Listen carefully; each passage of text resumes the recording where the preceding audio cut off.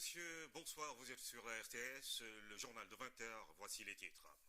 Les producteurs de la région de Matam sollicitent du matériel agricole et des aménagements hydro-agricoles adéquats pour jouer pleinement leur partition dans le programme de suffisance en riz. En dehors des efforts consentis par l'État, la région attend plus d'équipements. Les producteurs l'ont dit au ministre de l'Agriculture en visite à Matam, dernière étape de sa tournée dans la vallée du fleuve Sénégal.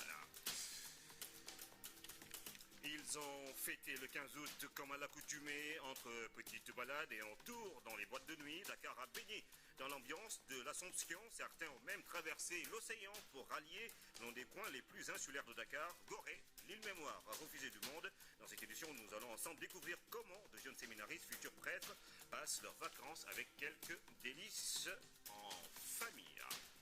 Ce soir, le livre-album de la mythique école William Ponty dévoile ses belles pages. Mémoire, dans ce document qui retrace 100 ans de vie, des photos qui rappellent de grands noms de l'élite africaine d'hier. Flashback dans la rubrique découverte de cette édition. Bienvenue à tous, madame, monsieur, bonsoir, Matam. Dernière étape de la tournée du ministre de l'Agriculture dans la vallée. Les producteurs sont plus que jamais engagés dans la mise en œuvre du programme d'autosuffisance en riz. Cependant, il demande à l'État de renforcer l'existant du matériel agricole et les aménagements hydro-agricoles adéquats sont demandés par les producteurs Penamoa.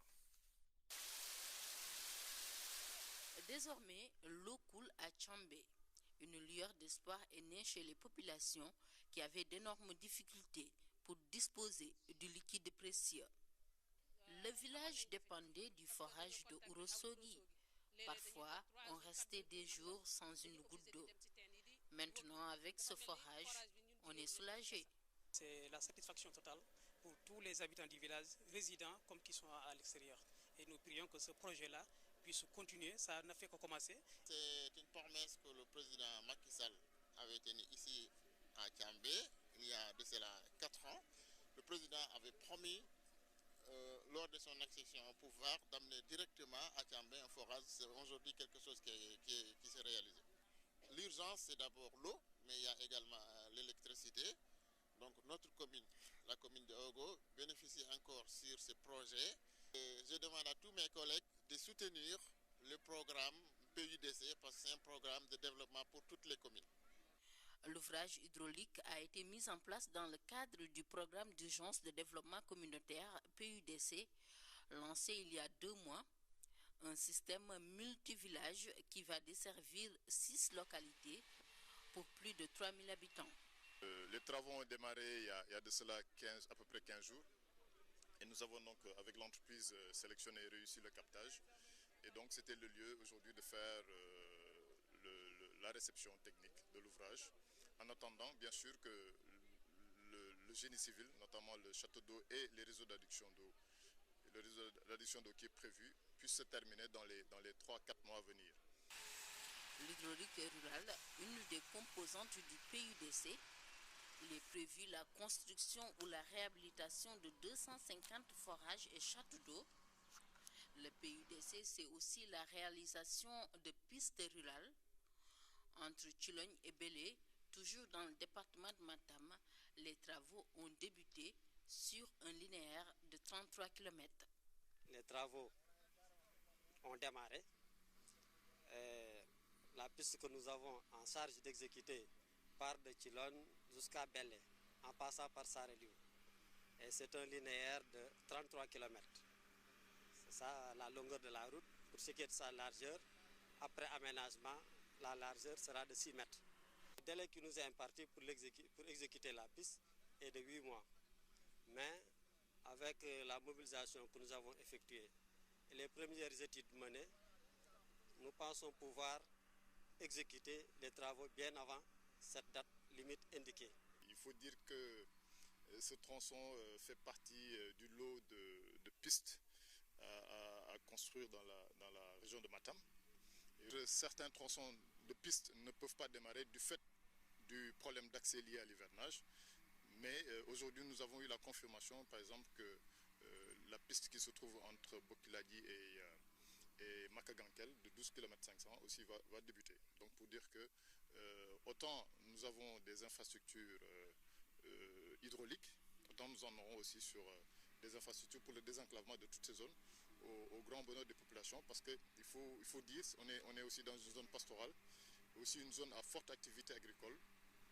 Donc les pistes permettent de désenclaver et aussi permet aussi l'acheminement des produits agricoles et aussi l'accès au marché de toutes ces populations-là. Lutter contre les inégalités en permettant à tous les Sénégalais de bénéficier des ressources du pays par l'accès aux services sociaux de base, c'est l'objectif du PUDC. Pour la phase initiale, le programme va mobiliser 113 milliards de francs CFA. En plus du volet hydraulique, il est prévu la construction et la réhabilitation de 3050 km de pistes rurales, l'électrification de 250 villages et l'acquisition de 5000 équipements ruraux entre 2015 et 2017. Contrairement à ce reportage que j'avais annoncé, c'est plutôt ce reportage d'Oumou Kapsoumsal sur le lancement du PIDC à Matam avec Tchambé qui vient de réceptionner un forage qui alimente 6 villages. Des pistes rurales sont également prévues dans ce programme dans la région de Matam. Nous retrouvons Penamo pour parler de cette visite du ministre de l'Agriculture à Matam, dernière étape de sa tournée dans la vallée du fleuve Sénégal. Les producteurs se disent plus que jamais engagés dans la mise en œuvre du programme d'autosuffisance en riz. Cependant, ils sollicitent de la part de l'État du matériel agricole et des aménagements hydro-agricoles adéquats. Penamo. La région de Matam, située dans la Haute-Vallée, a décidé de jouer pleinement sa partition dans la quête de l'autosuffisance en riz en 2017. C'est ma seule priorité ici dans la région de Matam, suivre la mise en œuvre des programmes agricoles mis en œuvre par le chef de l'État. Avec l'arrivée de ce matériel, je constate et je vois que les producteurs finalement ont trouvé le matériel dont ils avaient besoin. Ainsi, des aménagements hydro-agricoles ont été réalisés, du matériel et des semences certifiées octroyées aux producteurs. Tout de même, ces derniers voudraient encore plus de moyens. D'où la visite du ministre qui est venu s'enquérir de la situation avec les techniciens de la SAED afin d'apporter des correctifs et des solutions durables. On se souvient qu'on avait reçu une dizaine de tracteurs. Maintenant, il y a 3 tracteurs de plus. Et en ce qui concerne aussi les groupes motopompes, en tout cas la marque VM et les 3 cylindres, c'est-à-dire nous satisfont beaucoup. Il reste que maintenant que la région de Matam souffre énormément du point de vue du déficit de groupes motopompes. Et ce premier pas est important. Et donc nous espérons qu'effectivement avec les PUDC, c'est-à-dire qu'il y aura une satisfaction totale en groupe motopompe. Et aussi un renforcement du point de vue des tracteurs parce qu'il y a beaucoup de demandes aussi qui attendent. Donc ce qui fait que dans ce sens-là, nous osons en tout cas espérer relever le défi de l'autosuffisance alimentaire en riz en 2017. En tout cas, ce qui est important, c'est l'engagement. L'engagement est là. Ce qui est important, c'est une volonté politique. Elle est ferme, cette volonté politique. Ce qui est important aussi, c'est réunir les conditions optimales pour assurer une bonne production et une bonne commercialisation. Et l'État, en rapport avec vous, est en train de réunir ces conditions pour que nous puissions avoir une autre riziculture de progrès, une riziculture qui permet aux Sénégalais de nourrir les Sénégalais. Satisfaits, les riziculteurs matamois décident de réaliser l'autosuffisance avant terme, car c'est possible, ont-ils dit. Les élus locaux se disent également rassurés et comptent accompagner fortement le programme agricole du président de la République. Nous avons aujourd'hui le bonheur de vous montrer effectivement que ce n'est pas une théorie, c'est une réalité. Nous l'avons prouvé et nous l'avons fait. Donc, si aujourd'hui nous avons l'honneur d'avoir la visite du ministre de l'Agriculture, ainsi que du directeur de la SAED avec toute son équipe, nous ne pouvons que nous en réjouir. D'autant plus que cette volonté manifeste de son Excellence M. Macky Sall d'atteindre l'autosuffisance en riz en 2017, cette volonté manifeste est en train d'être matérialisée. Les paysans ont la volonté d'avoir l'autosuffisance en 2016. Donc ils sont en avance par rapport au président de la République. Quand le ministre a répondu, j'étais très satisfait. Ainsi s'achève une visite de plus de 10 jours dans le delta, la moyenne et Haute-Vallée jusqu'à Matam. Des résultats encourageants dont le suivi sera assuré par les ingénieurs de la SAED et l'ensemble des acteurs du secteur. Comme le disait le président de la République Macky Sall, je le cite, « Si tout le monde s'y met, d'ici peu de temps, l'agriculture va changer de visage ». Nous restons dans le nord du pays, Saint-Louis, chez l'une des villes qui accueille chaque année des colons en vacances. Dans la ville tricentenaire également, une caravane, celle du programme Vacances 2015 que dirige le ministre de la Jeunesse, de l'Emploi et de la Construction citoyenne. Heureuse coïncidence pour partager sur plusieurs sujets d'intérêt général. Ibrahim Onog.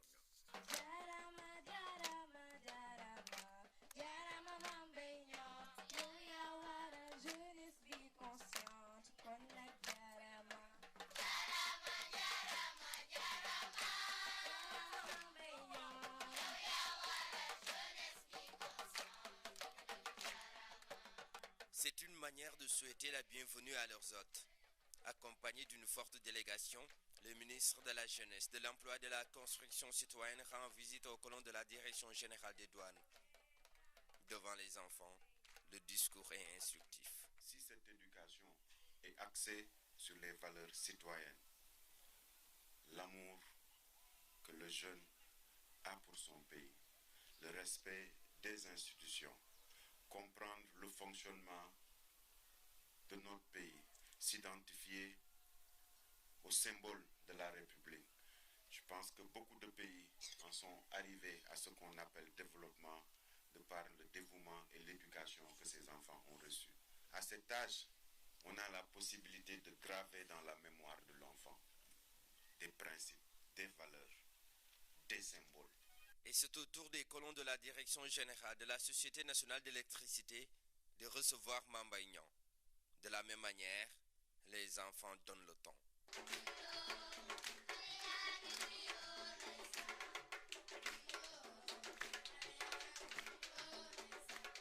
Malgré leur bas âge, ils sont déjà conscients de leurs valeurs, de leur rôle à jouer pour un Sénégal de demain. Vous avez raison de croire en nous, de parier sur nous. C'est nous les acteurs de ce Sénégal émergent, si cher au président de la République, sans une jeunesse saine, éduquée, équilibrée moralement et armée de valeurs positives. Il n'y a pas d'avenir. Nous vous rassurons, Monsieur le ministre, que nous atteindrons dans le meilleur délai le développement attendu par tous. Soyez alors, Monsieur le ministre, notre ambassadeur partout où votre mission vous conduira. Hydrobase, dernière étape.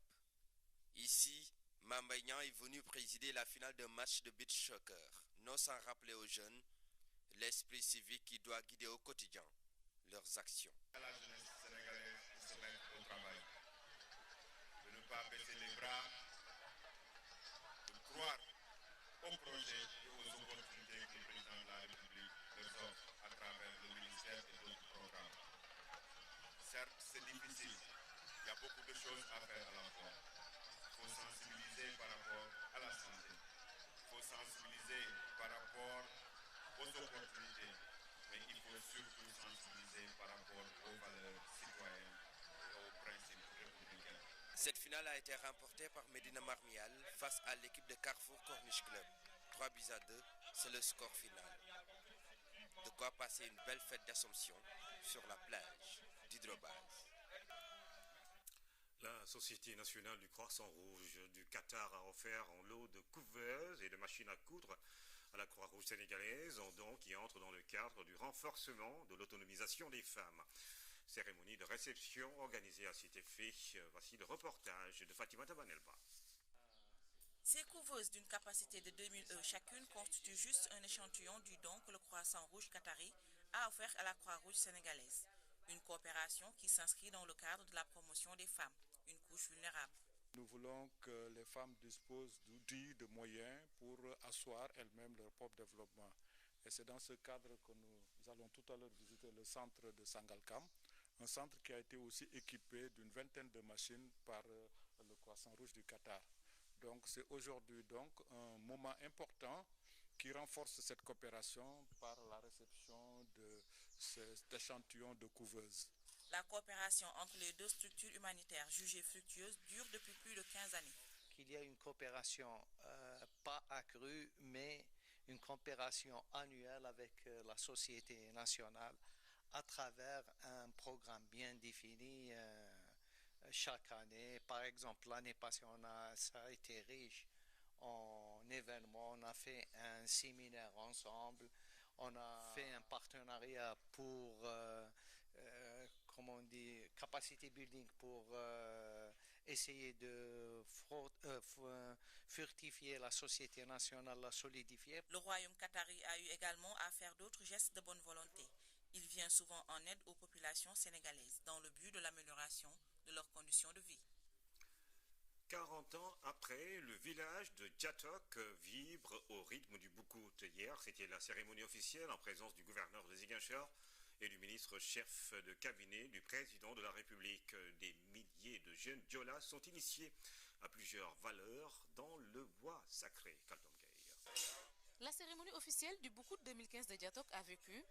Cette 13e édition est l'occasion pour les organisateurs de revenir largement sur le sens du bois sacré. L'initiation est une école. C'est un centre de formation. On ne peut pas mettre un enseignant dans une classe sans l'avoir formé pédagogiquement. C'est la raison pour laquelle le Diola, en tout cas celui de Djatok, autorisait son non-initié à ne pas se marier jusqu'au jour où il se marie, après sa formation dans le bois sacré, où il a appris beaucoup de choses. C'est ça le sens de Boukout. Gouverneurs, ministres, maires de communes et autres autorités, tous étaient présents. C'est cette forte délégation qui est venue apporter cette fois-ci l'appui du parrain, le président Macky Sall, qui a donné 5 millions de francs CFA, en plus des 5 millions de francs et des 10 tonnes de riz déjà reçues. Une telle manifestation ne peut être que source de paix, selon le gouverneur. Il y a un engouement autour de cette cérémonie. Mais l'état d'esprit également des populations est très positif. Et c'est ce qui nous amène à penser que ces cérémonies constituent pour nous une étape pour arriver à la paix tant recherchée. Nous cherchons la paix dans cette Casamance et nous mettrons tout de notre côté, du côté des populations, pour que cette paix-là soit conquise. L'importance de cette manifestation n'est plus à démontrer. C'est pourquoi une attention particulière lui est accordée. C'est l'option de M. le Président de la République d'être avec nous, de nous accompagner. Il l'a commencé, il le continuera parce qu'il a compris, comme on l'a toujours dit, que le Boukout est l'événement le plus important dans la socioculture Diola.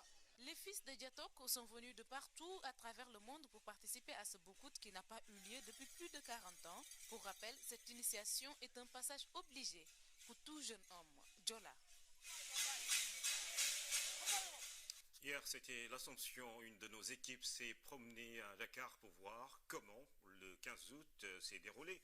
Balade, boîte de nuit, sortie entre amis, l'événement est toujours aussi bien célébré dans la capitale. Malgré la pluie, les plus jeunes sont sortis massivement pour faire la fête, n'est-ce pas, Léa et les gars? Le 15 août reste toujours un rendez-vous phare pour les Dakarois.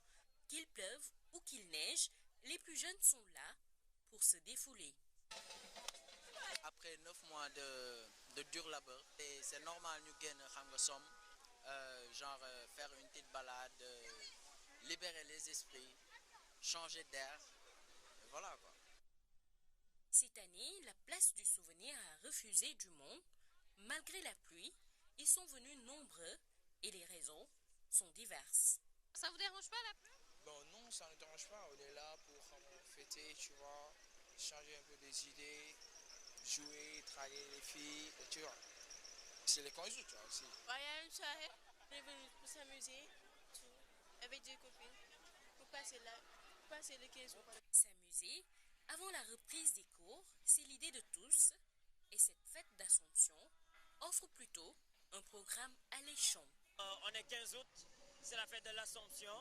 On a l'habitude d'organiser des événements chaque 15 août, chaque mois de décembre et chaque fête de Pâques. Donc c'est pour donner l'occasion à tous les Sénégalais de se regrouper dans un même lieu. Balade, sortie entre amis, boîte de nuit, les idées ne manquent pas pour se divertir et il en est ainsi tous les 15 août. Au large de Dakar, Gorée, l'île Mémoire a refusé du monde. Hier, à l'occasion de la fête du 15 août, des centaines de personnes de tous âges ont pris d'assaut l'île dès les premières heures de la matinée. Baignade, jeux d'enfants et découvertes, tout était au rendez-vous pour passer de bons moments en famille ou entre amis. La chaloupe n'a pas désempli à son bord notre reporter Fatou Diouf.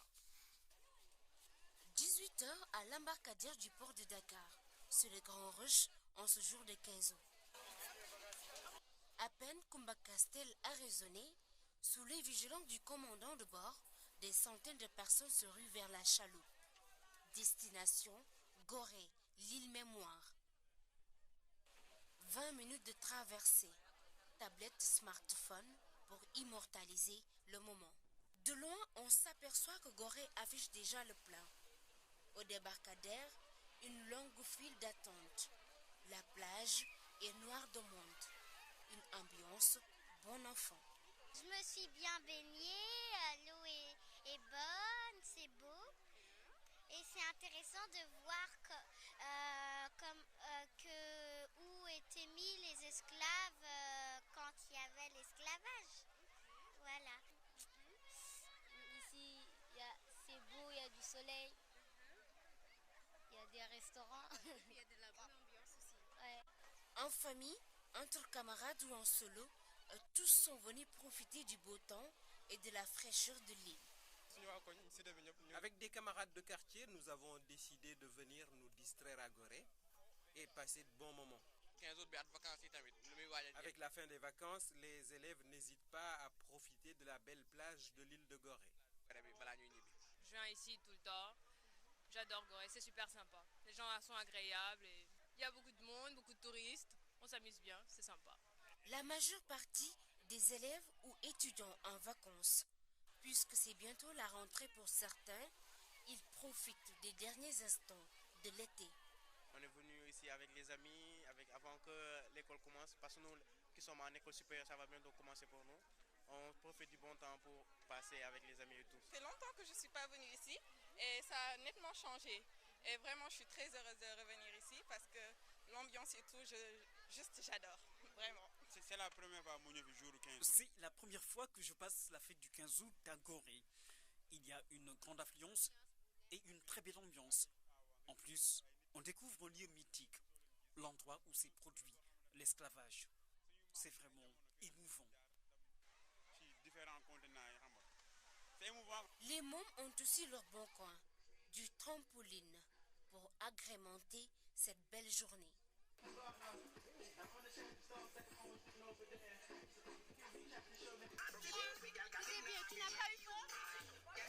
Les vendeurs et les jeunes qui s'activent dans la location de tentes se frottent aussi les mains. Leur chiffre d'affaires a augmenté. C'est un jour exceptionnel. À chaque fois qu'un client part, un autre le remplace. On ne se plaint pas du tout. C'est un plaisir. Que Mariama nous guide, qu'elle exauce tous les vœux de ceux qui sont venus ici, à Gorée. 15 août à Gorée, que du bonheur, avec ce beau temps et cette plage magnifique. Ici, tout le monde s'y plaît. Les enfants sont aux anges le temps d'une journée. Ils sont moins fêtards et ils ont une vocation très spirituelle, devenir prêtres au grand séminaire où ils apprennent la mission.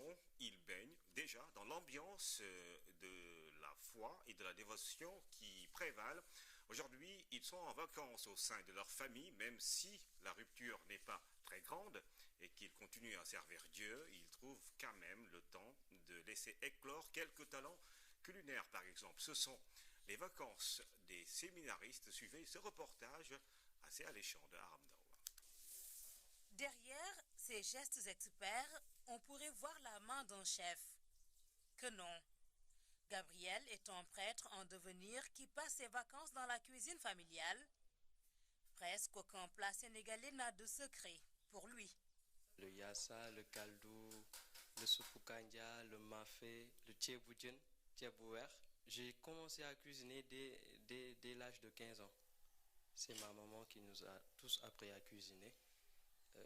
Tout au début, on prenait un cahier et elle nous dictait tout ce qu'on devait faire pour cuisiner. Et c'est au fur et à mesure, comme on le dit bien, c'est en forgeant qu'on devient forgeron. C'est en cuisinant que je suis devenu cuisinier. S'il n'est pas dans la cuisine, Gabriel passe ses vacances au presbytère au service du curé ou chez les voisins où il essaie d'entrer en contact avec ceux qui l'entourent. La démarche, le comportement, le langage, tout taillé à la mesure d'un prêtre. Il a 22 ans, il n'a jamais douté de sa vocation. Je suis sorti d'un monde pour aller vers un autre monde. Et du coup, cela nécessite vraiment une tournure dans ma vie. Il me fallait également changer ma manière de faire, ma manière de vivre et ma manière de parler avec tout le monde. Et quand je revenais des vacances très souvent, ma famille, mes amis et tout mon entourage me disaient que tu as changé. Pourquoi ça? C'est tout simplement parce qu'au séminaire, on nous apprend comment vivre en communauté et surtout la tempérance. Il faut comprendre que le jeune a longtemps fait sa mue. Après son bac G, il est allé faire une année de spiritualité à Ndiafat. Aujourd'hui, il a bouclé 3 ans d'études au grand séminaire de Brun. Il lui reste encore 5 autres années d'études, toujours aussi déterminé à devenir prêtre. Si Dieu le veut, c'est un futur prêtre. Et donc, qui dit prêtre, dit pasteur dans l'église de Dieu.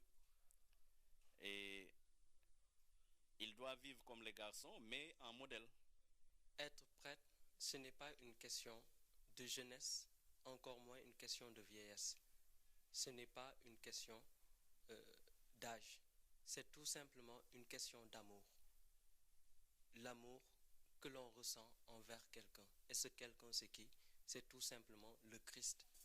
En vacances, et toujours aussi proche du Christ, le propre de tous les séminaristes, l'habit ne fait pas le moine, mais ce sportif dans l'âme est lui aussi grand séminariste.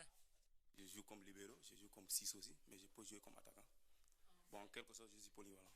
Un joueur de foot, c'est pas toujours fréquent. Si, il y a beaucoup de joueurs, il y a beaucoup de prêtres qui jouent au foot. Oui, de très bons joueurs même. C'est un appel de Dieu, c'est une vocation de suivre Jésus. Et bon, je veux me consacrer à lui dans le sacerdoce. Si c'est lui vraiment qui m'appelle, je suis prêt à lui donner ma vie. En footballeur, comme en religieux, Hyacinthe Kamfani reste défenseur et polyvalent sur les pas du Christ qu'il apprend à mieux connaître sur tous les terrains.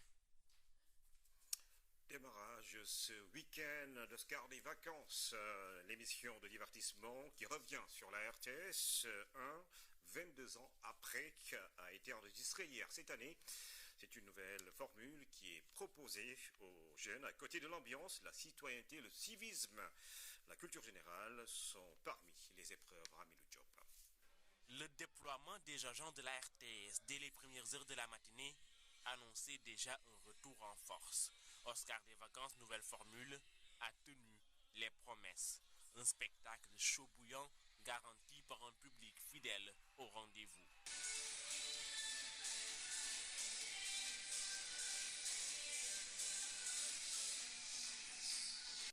Tout a été préparé dans les coulisses.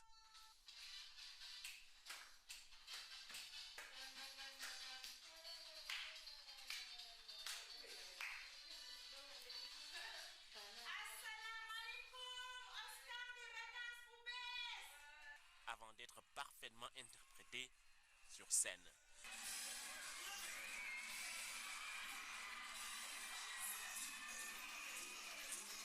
Pour ce démarrage, Oscar des vacances a eu des invités de marque, le directeur général de la RTS, le conseil spécial du président, Chermbake Saro, le député Abdoumbourou et la représentante du ministre de la Jeunesse. Une palette de personnalités pour inciter les jeunes à la citoyenneté et au civisme, des thèmes chers à cette nouvelle formule d'Oscar des vacances.